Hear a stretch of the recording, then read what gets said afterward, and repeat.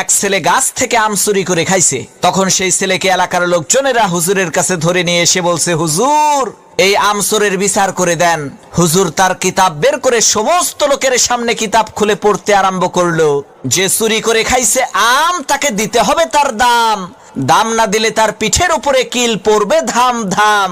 হুজুরের কিতাব শুনে এলাকার লোকজন সেই ছেলেটিকে কয়েকটা চর থাপ্পড় মেরে বিদায় করে দিল। আল্লাহর কি কুদরত! কয়েকদিন পর সেই হুজুরের নিজের ছেলে ডাব চুরি করে খাইছে। তখন এলাকার লোকজন হুজুরের কাছে এসে বলছে, হুজুর মানুষের ছেলে আম চুরি করে খাইছে দেখে বিচার করলেন, এখন আপনার ছেলে তো ডাব চুরি করে খাইছে, বিচার করেন তো দেখি। লোকদের কথা শুনে হুজুর তার কিতাব বের করে বলল, ভাইরা আমার, কিতাবে লেখা আছে যে চুরি করে খাইছে ডাব তার হয় নাই কোনো পাপ।